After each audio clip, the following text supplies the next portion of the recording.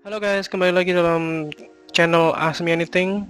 So, dalam episode kali ini saya akan membahas mengenai adanya istilah ya yang sangat terkenal ya dalam investasi, yaitu namanya FOMO. FOMO di sini yaitu artinya adalah fear of missing out. Jadi adanya suatu ketakutan dalam diri manusia untuk kehilangan sesuatu ya. Sebenarnya apa sih FOMO ini dan bagaimana FOMO ini bisa mempengaruhi kita ya sebagai manusia untuk bisa khususnya dalam kita berinvestasi ya, dalam investasi saham atau investasi reksadana ya. Nah, dalam episode kali ini saya akan membahas lebih dalam mengenai apa itu FOMO dan bagaimana teman-teman bisa berusaha untuk menghindari efek sampingnya ya, efek samping dari FOMO ini agar bisa lebih cuan selalu. Teman-teman yang baru baru saja menyimak video ini, baru saja bergabung dalam channel Ask Me Anything, mungkin teman-teman bisa subscribe dan bisa komen dan like kalau teman-teman suka video ini ya, dan dapat mengambil manfaat dari konten yang diberikan. Oke, tanpa berlama-lama segera kita bahas dalam episode kali ini apa sih yang dinamakan dengan FOMO itu. Jadi FOMO itu adalah biasanya terjadi di setiap manusia ya yang ada di muka bumi ini. Kalau teman-teman masih makan nasi berarti pasti termasuk di dalamnya. Yaitu kita kebiasaan ya untuk mencapai apa yang kita mau ya, berusaha untuk mengejar dan mencapai apa yang kita mau khususnya dalam investasi ya. Ini untuk tabel atau untuk grafik yang saya tampilkan di sini itu adalah tabel IHSG ditutup di hari ini ya, tanggal 8 Juni. Itu biasanya kita selalu berusaha untuk mencapai the best case scenario ya. Jadi kita pastinya ingin membeli di saat paling rendah dan menjual di saat paling tinggi ya. Jadi buy low dan sell high. Nah, karena adanya target ini, adanya keinginan ini yang kita punyai di setiap manusia, itu yang menyebabkan fear dan greed. Jadi ketakutan dan juga keserakahannya. Itulah yang menyebabkan yang namanya FOMO tadi itu. Jadi apa yang terjadi adalah dimana kita seharusnya membeli itu biasanya salah ya. Dalam artian di sini dimana kita biasanya membelinya di saat kita tinggi dan kemudian kita menjualnya di saat rendah. Padahal seharusnya kita membeli di saat pasar paling rendah dan menjualnya ketika pasar sudah mulai menaiki harga yang lebih tinggi ya, atau di misal hari ini tanggal 8 Juni. Itu yang seharusnya kita lakukan. Nah, akibatnya apa? Ketika kita salah mengambil keputusan itu, maka mengakibatkan yang namanya FOMO tadi itu.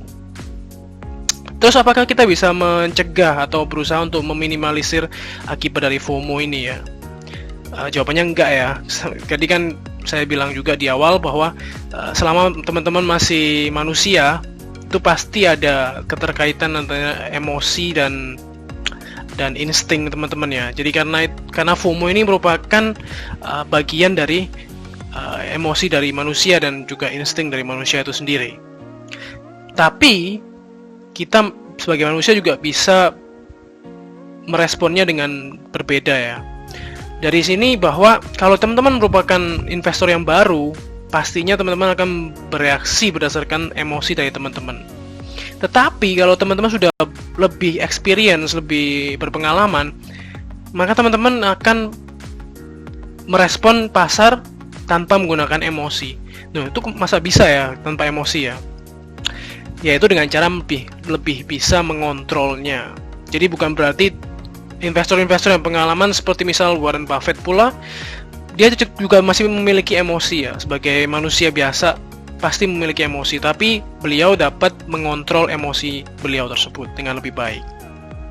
Jadi intinya adalah kita harus berusaha untuk tidak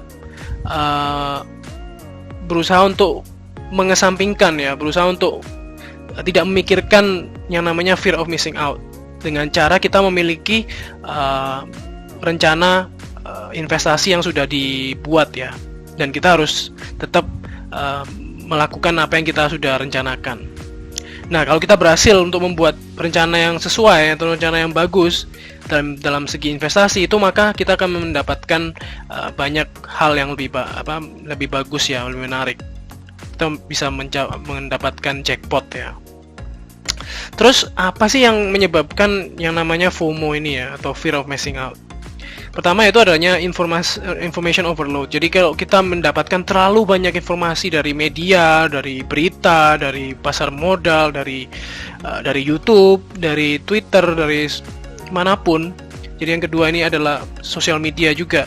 Itu akan mengakibatkan yang namanya FOMO. Karena teman-teman terlalu banyak informasi yang didapat masuk ke otak teman-teman, sehingga teman-teman bisa takut ya, tiba-tiba takut, wah ini bakalan turun atau bakalan naik, market bakalan naik atau bakalan turun, atau apakah investor asing akan menarik modalnya besok atau besok lusa atau hari ini.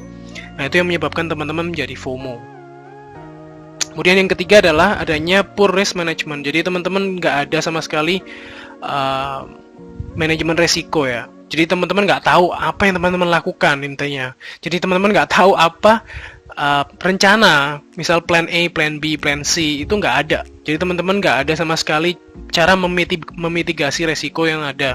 Misal teman-teman beli di harga sekian, maka teman-teman harus cut loss di harga berapa, atau teman-teman harus menjualnya ketika market udah naik di harga berapa. Itu teman-teman harus punya. Kalau nggak punya, berarti teman-teman akan mengalami yang namanya FOMO ini. Karena teman-teman nggak ada dasarnya ya, nggak ada sesuatu planning yang teman-teman mau capai, atau target price-nya nggak ada. Nah, akibatnya teman-teman nggak punya rencana untuk kapan teman-teman mau buy and hold, atau kapan teman-teman mau buy and sell, seperti itu. Kemudian yang kelima itu teman-teman nggak sabar ya. Jadi sama sekali nggak kepingin nunggu terlalu lama ya. Teman-teman pengen cuan lebih cepat ya, instan namanya. Itu yang mengakibatkan teman-teman mengalami yang namanya fear of missing out ini. Kemudian teman-teman juga nggak punya suatu patokan atau suatu aturan yang teman-teman buat sendiri ya. Misal teman-teman nggak mau misal cut loss misal di angka sekian karena terlalu banyak, misal kurang dari 10% atau seperti apa, atau kurang dari 2%, teman-teman harus sudah cut loss atau seperti apa. Kemudian ketika teman-teman mau jual, teman-teman harus jual di harga sekian setelah misal dapat 20% dari profit, misal seperti itu. Itu yang menyebabkan teman-teman jadi nggak terlalu bisa bakalan nggak tenang hidupnya ya, karena adanya fear of missing out ini. Terus bagaimana sih caranya untuk mengurangi atau berusaha untuk menghindari FOMO ini? Yang pertama itu adalah melakukan planning yang bagus ya, melakukan rencana sebelum ketika teman-teman mau berinvestasi. Teman-teman harus punya ada suatu rencana ya, strategi ya. Teman-teman mau berinvestasi di saham apa, teman-teman mau beli di reksadana apa, teman-teman mau jual di harga berapa, teman-teman mau beli di harga berapa, teman-teman harus tahu semuanya itu. Kemudian punya target tadi, jual dan beli, dan juga target profit ya, teman-teman kepingin profit berapa persen, itu yang teman-teman harus punyai. Dan yang ketiga ini paling penting ya, jangan sama sekali berusaha untuk chasing the market ya, berusaha untuk mencapai profit tertinggi atau setinggi-tingginya. Itu yang menyebabkan teman-teman gagal ya. Jadi intinya kalau teman-teman berusaha untuk menggait atau berusaha untuk mencapai market profit tertinggi, teman-teman akan kehilangan kesempatan itu. Kemudian teman-teman juga harus bisa menerima kalau teman-teman mengalami loss ya. Misal teman-teman mengalami kerugian ketika teman-teman prediksi atau punya planning teman-teman, rencana teman-teman nih market bakal naik, ternyata turun. Nah, itu yang menyebabkan teman-teman harus punya rencana kedua ya, atau plan B. Terus kemudian juga jangan teman-teman harus merubah rencana ketika di tengah-tengah investasi teman-teman ya, atau misal ketika teman-teman melakukan trading, seperti itu. Dan berusaha untuk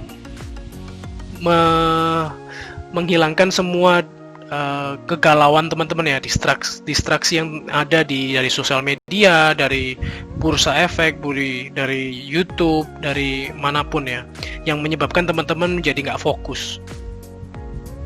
Jadi intinya di sini apakah kita di sini atau teman-teman ya sebagai investor itu masih mengalami FOMO ini ya, karena adanya tren yang tiba-tiba naik ya di IHSG bulan Juni ini ya, di awal Juni. Jawabannya pasti ya. Jadi teman-teman, yang harus teman-teman lakukan adalah berusaha untuk membuat strategi atau rencana yang matang sebelum teman-teman masuk ke dalam bursa saham dan melakukan pembelian saham itu atau pembelian reksadana atau yang lain sebelum teman-teman berinvestasi, dan teman-teman harus segera untuk membuat rencana itu dan berusaha untuk mengikuti rencana itu ya, stick to the plan. Jadi jangan teman-teman berusaha untuk menunggu-nunggu ya, kapan nih market akan turun, akhirnya nggak masuk-masuk atau kapan teman-teman harus menjual ini, akhirnya nggak dijual-jual, seperti itu, akhirnya sampai turun. Jadi itu yang teman-teman harus lakukan. Itu saja dari saya, semoga teman-teman bisa mengatur emosi teman-teman dalam berinvestasi, dan semoga video ini juga bermanfaat ya bagi teman-teman yang masih baru dan bagi teman-teman yang sudah berpengalaman juga. Semoga teman-teman bisa mengontrol emosi ya. Itu saja dari saya, semoga video ini bermanfaat, dan salam sehat selalu dan salam cuan selalu. Kalau teman-teman merasa ada komen atau pendapat bisa disampaikan di kolom komentar, dan kalau teman-teman mau subscribe silahkan subscribe dan like dan komen, dan sampai ketemu di video selanjutnya. Salam sehat selalu dan salam cuan selalu. Terima kasih.